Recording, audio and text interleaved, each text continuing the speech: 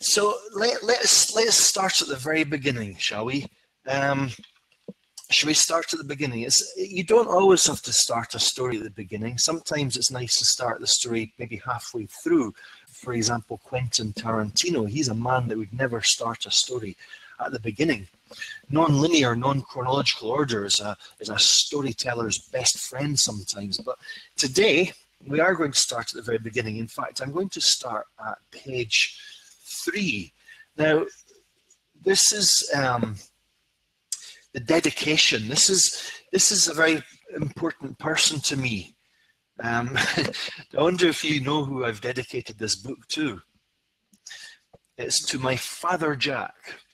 To my father Jack, a natural video teller whose enthusiastic descriptions of comedy sketches, TV moments, film scenes, and viral videos are usually more entertaining than the real thing. Do you know this thing that people do sometimes? Perhaps you're aware of this. Sometimes people have a tendency to spoil the end of films. Are you aware of that thing that human beings do? Sometimes we can't just consume this narrative and keep quiet. We've got this urge, this need to put that narrative back into words and communicate it to our conversation partners. And sometimes we go too far, don't we? And we spoil the end of the film. And it's difficult to know why we do that, but we do. We're all guilty of doing that. I've done it, you've done it, but no one does it quite like my dad. And I thought to start off this webinar, we could put him on trial. And would you like to meet him? Because in fact, I'm going to beam him in from Scotland. This was a little surprise. Here he is here. I'm going to bring my dad into the screen. Here we are. Up here. Now this is now this here is this is Jack. Jack is a very important person to me. He's been like a father to me all my life. How are you, Dad? I'm very well, son. How are you? Do you agree, Dad, that you sometimes have a tendency to spoil the ending of films for people? Just sometimes, or not? Do you disagree? It's just you. I just do it to annoy you. Yeah, but I do. Would you? You've got this passion. You're a great storyteller. You've always been a great storyteller. But unusually, I would say, a huge number of your stories derive from video or TV screens. I mean, are you aware of that? Yeah. Yes. Yeah, I'm a great absorber of moments and films and sitcoms and things. Yes, you're the same. Well, like father, like son. Yeah, I suppose. And I want to tell people something, a memory that I have. Now, I remember that you, Dad, were a huge fan of Monty Python. You still are, I guess. Yeah. Yeah. I don't know. Does everybody know about Monty Python? As I believe Monty Python is pretty international and has travelled all over the world. Yeah, The Life of Brian. We all know about Monty Python. Monty Python is possibly one of the most famous British comedy teams in TV history. Now, when I was a young boy, I was a very young boy, so much younger than today, and I'd never seen Monty Python before, and you, Dad, used to tell me about your famous, or rather your favourite Monty Python sketches. And the one that I remember you telling me about more than once was your favourite sketch of all time. I don't know, you probably don't even remember what it was now, because time,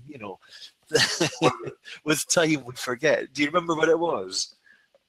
Was it the fish dance? Yes, it was. It was the fish dance. It's actually called, on Wikipedia, because it's got its own entry, the fish slapping dance. Right, okay. The fish slapping dance.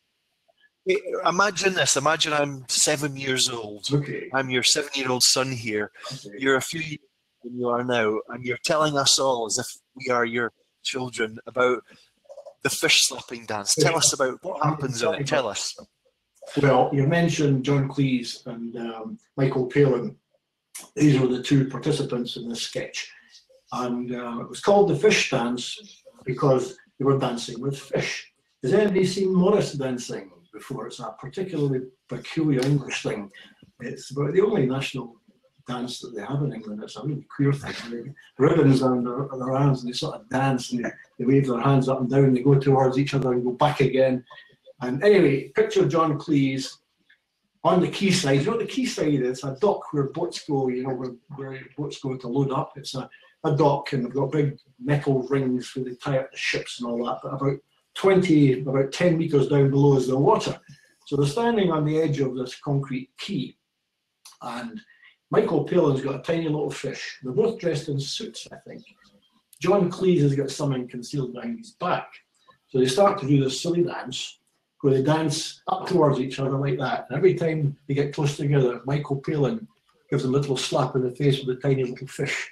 Then they dance back again and again, little slap on the face, back again. Then they stop.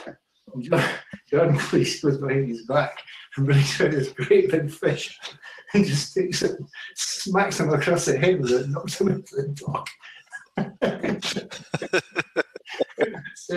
Now here's the thing. This is what happened, you see, because you know I was probably 8 years old, and you described that sketch to me, and just as you did there, you were probably crying with laughter when you told it to me, because that's your signature way of telling stories. And I remember really, really wanting to see the fish slapping dance, but this was in the days of TV. And so it was impossible to, and there was no VHS video and there was no DVDs back in these days. So we had to sit down in front of the TV and wait for repeats of Monty Python to come on the BBC.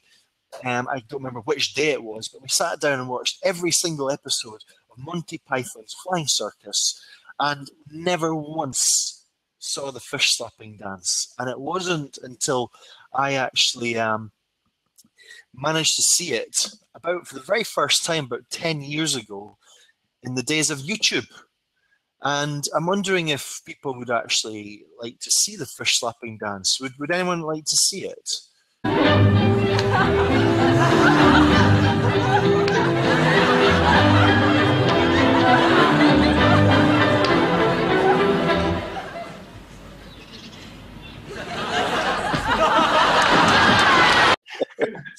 So did everybody manage to see that?